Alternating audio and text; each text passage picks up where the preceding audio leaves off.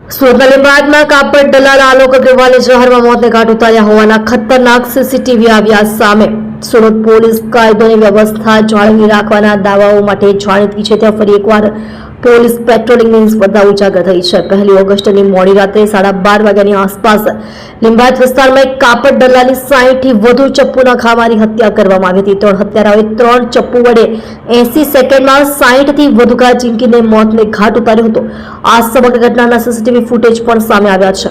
ઉલ્લેખનીય છે કે હત્યારાઓ હત્યા કર્યા બાદ ખુલ્લેઆમ હાથમાં ચપ્પુ લઈને જતા જોવા મળે છે.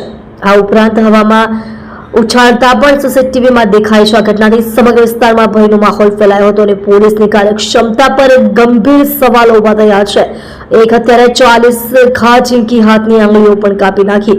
મળતી માહિતી મુજબ મૃતકનું નામ આલોક ચંડારામ અગ્રવાલ, ઉંમર વર્ષ 45 છે. આલોક અગ્રવાલ ડુંબાલ ફાયર સ્ટેશન સામે આવેલી વાટિકા ટાઉનશીપમાં રહેતો હતો અને કાપડ દલાલીનું કામ કરતો હતો. ગત મોડી રાત્રે લગભગ 12:30 કલાકની આસપાસ આલોક અગ્રવાલ ડુંબાલ ફાયર સ્ટેશન પાસે ઉભો રહીને ફોન પર વાત કરી રહ્યો હતો. તે સમયે તેણે કાળા રંગની ટી-શર્ટ પહેરી હતી. સીસીટીવી ફૂટેજમાં જોવા મળી રહ્યું છે કે અચાનક 3 શખ્સો ત્યાં આવી પહોંચ્યા હતા.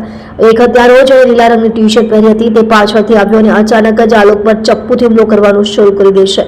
આ એક હત્યારાએ માત્ર 1.5 મિનિટ સુધી આલોક પર 40 થી વધુ ચપ્પુના ઘા ઝીંક્યા હતા. આ સમયે તેણે આલોકના જમણા હાથની આંગળીઓ પણ કાપી નાખી હતી.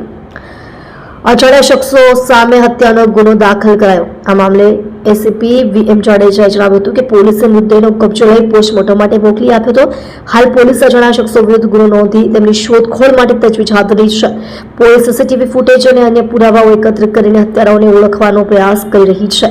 પોલીસના જણાવ્યા અનુસાર હત્યાનું ચોક્કસ કારણ હજુ સુધી સ્પષ્ટ થયું નથી. હત્યારાઓ પકડાયા બાદ જ આ મામલે વધુ ખુલાસો થશે. હત્યા પાછળનું કારણ અકબંધ છે.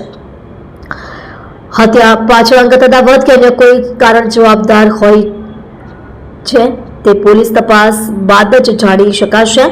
જોકે જે રીતે ઘાતકી હત્યા કરવામાં આવી છે અને હત્યારાઓએ જે રીતે દાદાગીરી બતાવી છે તે સ્પષ્ટપણે દર્શાવે છે કે આ એક પૂર્વ આયોજિત કાવતરું હોઈ શકે છે.